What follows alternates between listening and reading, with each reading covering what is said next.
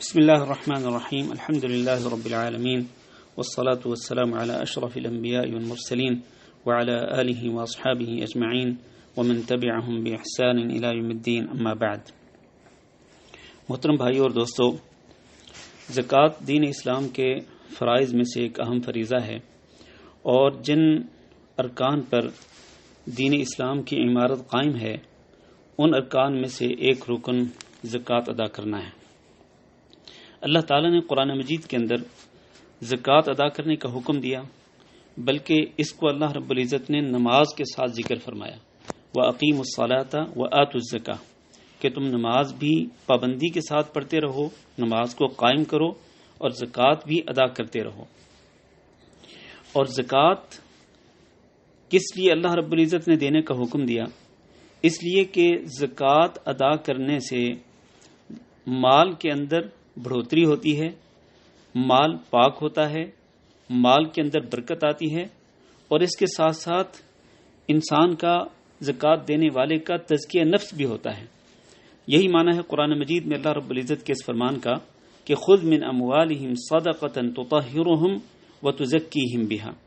اور اسی طرح اللہ رب العزت نے فرمایا کہ وما آتیتم من زکاۃ تریدون وجہ اللہ، جو تم زکوٰۃ دیتے ہو اور اس کے ذریعے تم اللہ رب العزت کی رضا کو طلب کرتے ہو، یعنی ریاکاری اور دکھلاوے کے لیے نہیں بلکہ صرف اللہ کی رضا کی خاطر زکوٰۃ دیتے ہو، فرمایا فَأُولَئِكَ هُمُ الْمُضْعِفُونَ، تو ایسے ہی لوگ کئی گنا زیادہ پانے والے ہیں. اس سے معلوم یہ ہوا کہ زکوٰۃ ادا کرنے سے انسان کے مال میں برکت آتی ہے اور اس کے مال میں افزائش ہوتی ہے اور اس کا مال جو ہے وہ اور زیادہ بڑھ جاتا ہے. لہذا ہر شخص کو جس پر زکوٰۃ فرض ہوتی ہو اس کو زکوٰۃ ادا کرنے کا اہتمام کرنا چاہیے. زکوٰۃ کی اہمیت تو اسلام کے اندر واضح ہے اور قرآن اور حدیث کی نصوص سے بالکل نمایاں ہے، اور ہر شخص کو معلوم بھی ہونی چاہیے اس کی اہمیت. اور اس کے فضائل اور اس کے فوائد و ثمرات بھی بہت زیادہ ہیں جن کو ذکر کرنے کا یہاں پر موقع نہیں ہے. آئیے ہم مختصر طور پر زکوٰۃ کے کچھ احکام ذکر کرتے ہیں کہ زکوٰۃ کیسے ادا کریں. سب سے پہلی بات یہ ہے کہ زکوٰۃ کا رمضان کے مہینے سے کوئی تعلق نہیں ہے. جس طرح کہ بعض لوگ رمضان کے مہینے کے ساتھ زکوٰۃ کو جوڑتے ہیں، حالانکہ زکوٰۃ کا رمضان کے مہینے سے کوئی تعلق نہیں ہے. اصل بات یہ ہے کہ جب آپ کے مال پر سال پورا ہو جائے، جیسے کہ ہم ابھی ذکر کریں گے، جب بھی سال پورا ہو جائے تو اسی وقت آپ پر یہ لازم ہے کہ آپ زکوٰۃ ادا کریں. ہاں، یہ الگ بات ہے کہ اگر آپ سال کا حساب جو ہے وہ رمضان کے ساتھ ہی کرتے ہیں، آپ نے یہ طے کر لیا ہے کہ آپ رمضان میں ہی اپنا سال مکمل کریں گے اور زکوٰۃ کے حساب کر کے زکوٰۃ ادا کریں گے، تو اس میں کوئی حرج نہیں ہے. تو جن اموال کے اندر زکوٰۃ فرض ہوتی ہے ان اموال میں سب سے پہلے سونا اور چاندی ہیں. سونا چاندی چاہے وہ زیورات کی شکل میں ہوں، چاہے وہ ڈھیلوں کی شکل میں ہوں، چاہے وہ بسکٹ کی شکل میں ہوں، ہر دو صورت میں زکوٰۃ ادا کرنا ضروری ہے. لیکن اس میں زکوٰۃ فرض ہونے کی دو شرطیں ہیں. پہلی شرط یہ ہے کہ آپ سونے کے نصاب کے مالک ہوں یا چاندی کے نصاب کے مالک ہوں. نصاب کتنا ہے؟ سونے کا نصاب ہے 85 گرام، جیسے کہ ہم 7.5 تولے بیان کرتے ہیں، اور چاندی کا نصاب جو ہے وہ 595 گرام ہے، جس کو ہم 52.5 تولوں کے اندر ذکر کرتے ہیں. تو آپ سونا اور چاندی کے نصاب کے مالک ہوں، اور دوسری شرط یہ ہے کہ اس پر سال بھی پورا گزر جائے. لہذا جب سال پورا ہوگا تو آپ یہ دیکھیں گے کہ اگر آپ کے پاس 85 گرام سونا رہا پورا سال یا اس سے زیادہ، یا 595 گرام چاندی رہی یا اس سے زیادہ، تو آپ سال گزرنے کے بعد آخر میں آپ دیکھیں گے کہ اس وقت سونے کی ویلیو کیا ہے اور چاندی کی ویلیو کیا ہے.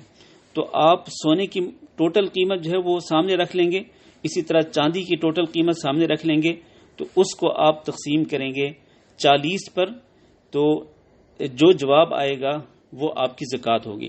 یا یوں آپ یوں بھی کہہ سکتے ہیں کہ 2.5% کے حساب سے آپ سونا چاندی کی زکوٰۃ ادا کریں گے. اسی طرح نقدی پیسوں کا جہاں تک تعلق ہے تو نقدی پیسے بھی سونا چاندی کے حکم میں آتے ہیں. لیکن آپ کو یہ بات معلوم ہے کہ سونا چاندی کی قیمتوں کے اندر تفاوت ہے. سونا بہت مہنگا ہے اور چاندی جو ہے وہ اس کی نسبت کافی سستی ہے. تو کیش پیسوں کے لیے ہم نے کس کو معیار بنانا ہے؟ کیش پیسوں کے لیے ہم نے کیش پیسوں کا نصاب مقرر کرنے کے لیے ہم نے چاندی کو معیار مقرر کرنا ہے. لہذا ہم یہ دیکھیں گے سال کے آخر میں کہ اس وقت 52.5 تولے چاندی کی قیمت کتنی ہے. جتنی قیمت ہو اتنی قیمت کے برابر اگر آپ کے پاس کیش پیسے سارا سال محفوظ رہے ہوں یا اس سے زیادہ ہوں تو آپ ان پیسوں کی زکوٰۃ ادا کرنے کے پابند ہوں گے، اور آپ ان پیسوں کی زکوٰۃ بھی اسی طرح سے 40واں حصہ نکالیں گے، یعنی 40 پہ تقسیم کریں گے، جو جواب آئے گا وہ زکوٰۃ ہوگی. یا پھر آپ یوں بھی کہہ سکتے ہیں کہ 2.5% کے حساب سے آپ اس کی زکوٰۃ ادا کریں گے. یہاں یہ بھی بتاتا چلوں کہ اگر آپ نے کسی کو قرضہ دیا ہوا ہو، آپ نے کسی کو قرضہ دیا ہے اور وہ قرضہ قابل واپسی ہے، تو اس قرضے کی زکوٰۃ آپ کو ادا کرنی ہے، نہ کہ اس شخص کو ادا کرنی ہے جس کو آپ نے قرضہ دیا ہوا ہے. اور اگر آپ کے اوپر قرضہ ہے، آپ خود مقروض ہیں، تو آپ پر جو قرضہ ہے اس قرضے کی زکوٰۃ اس کو دینی ہے جس نے آپ کو قرضہ دیا ہے، آپ نے اس کی زکوٰۃ ادا نہیں کرنی ہے. تو ایک تو یہ چیز ہوگی سونا چاندی اور اسی طرح نقدی پیسے یا کیش پیسے.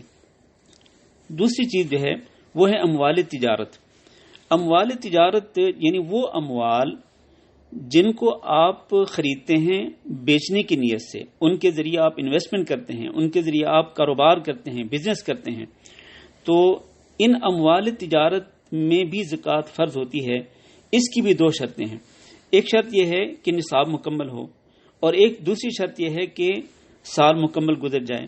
نصاب کتنا ہے اموال تجارت کا؟ اموال تجارت کا نصاب جو ہے وہ ہے چاندی کی قیمت، یعنی 52.5 تولے قیمت، 52.5 تولے چاندی کی قیمت کے برابر اگر آپ کے پاس اموال تجارت پورا سال رہے تو آپ پر یہ لازم ہے کہ آپ ان اموال تجارت کی زکوٰۃ ادا کریں.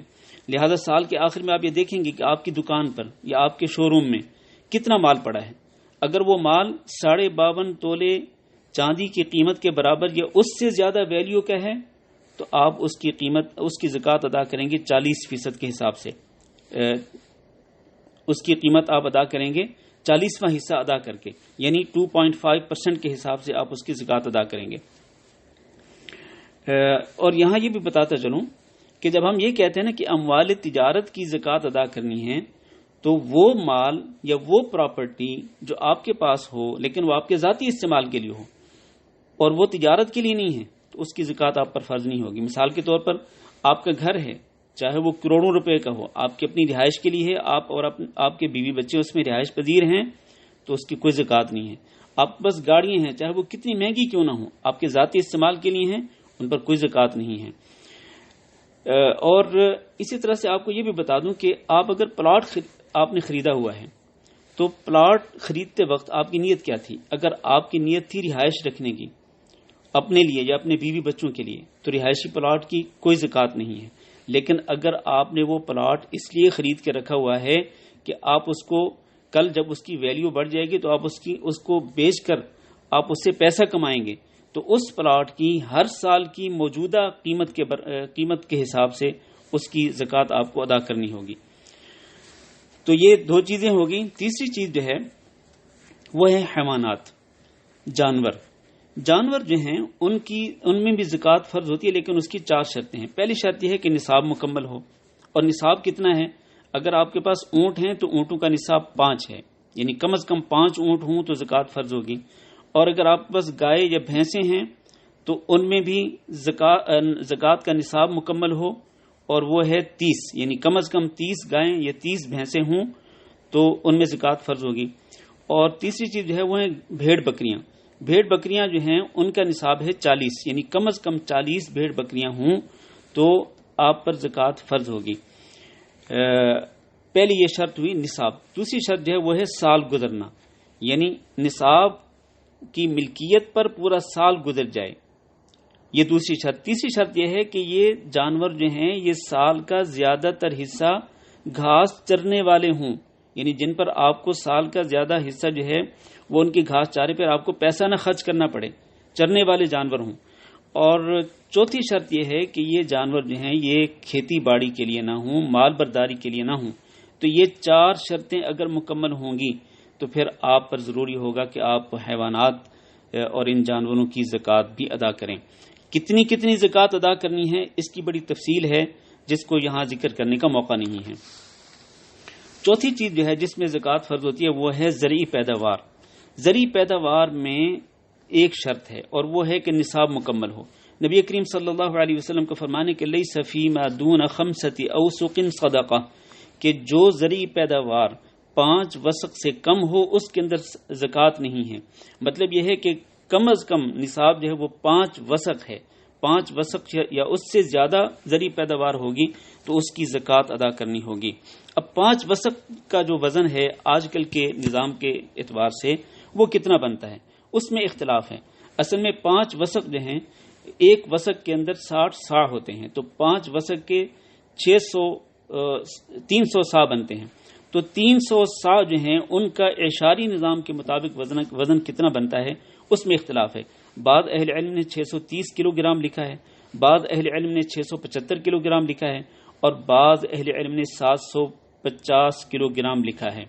تو اس حساب سے اگر آپ کی زرعی پیداوار جو ہے وہ کم از کم 630 کلو ہو یا اس سے زیادہ ہو تو آپ کو اس کی زکوٰۃ ادا کرنی ہوگی، اور اس کی زکوٰۃ کتنی ہوگی؟ یا عشر ہوگا یا پھر نصف العشر ہوگا، یعنی 20واں حصہ ہوگا۔ عشر کس اعتبار سے؟ اگر زمین جو ہے وہ بارانی ہے کہ اس کو آپ سیراب کرتے ہیں، بارش کے پانی سے وہ سیراب ہوتی ہے، یا چشموں کے پانی سے سیراب ہوتی ہے، یا نہری پانی سے وہ سیراب ہوتی ہے، تو اس کا آپ کو عشر نکالنا پڑے گا۔ اور اگر وہ زمین بارانی نہیں بلکہ آپ اس کو سیراب کرنے پر پیسہ خرچ کرتے ہیں ٹیوب ویل یا موٹر پمپ وغیرہ کے ذریعے، تو اس کا آپ کو نصف العشر دینا ہوگا۔ یہاں یہ بات یاد رہے کہ یہ جو زرعی پیداوار ہے اس پر سال گزرنا ضروری نہیں، بلکہ زرعی پیداوار جو ہی برآمد ہوگی تو اسی وقت اس کا عشر یا نصف العشر ادا کرنا ہوگا۔ اور اللہ تعالیٰ کا فرمان ہے کہ وَآتُوا حَقَّهُ يَوْمَ حَصَادِهِ، جس دن کٹائی ہو گندم ہو یا چاول ہوں یا باجرہ ہو یا جو بھی زرعی پیداوار ہے، تو اس کا حق جو ہے یعنی زکوٰۃ اسی دن ادا کرنا ہوگا۔ آخر میں صرف یہ عرض کرتا چلوں کہ نبی کریم صلی اللہ علیہ وسلم نے ارشاد فرمایا کہ من آتاہ اللہ مالا فلم یؤدی زکاتہ مثل له یوم القیامت شجاعا اقرع، جس کو اللہ تعالیٰ مال دے اور وہ اس کی زکوٰۃ ادا نہ کرے تو وہ مال قیامت کے دن اس کے سامنے گنجے سانپ کی شکل میں آئے گا، جس کی آنکھوں پر 2 سیاہ نقطے بھی ہوں گے، یعنی وہ خوفناک شکل والا سانپ ہوگا جو اس کے گلے کا توق بن جائے گا قیامت کے دن، اور اس کے جبڑوں کو پکڑ کر کہے گا میں ہوں تمہارا مال اور میں ہوں تمہارا خزانہ، جس کو تم سنبھال کے رکھتے تھے، جس کو تم جمع کر کے رکھتے تھے، جس کو تم گنتے رہتے تھے، شمار کرتے رہتے تھے، اور جس کی تم زکوٰۃ ادا نہیں کرتے تھے۔ تو وہ مال جو ہے وہ انسان قیامت کے دن انسان کے گلے کا توق بن جائے گا گنجے سانپ کی شکل میں، والعیاذ باللہ۔ تو اللہ تعالیٰ سے دعا کرتے ہیں کہ اللہ ہم سب کو سمجھنے اور عمل کرنے کی توفیق دے۔ وصلی اللہ وسلم علی نبینا محمد وعلی آلہ واصحابہ اجمعین۔ علماء و عوام میں حائل خلیج دور کرنے کی ایک منفرد کاوش۔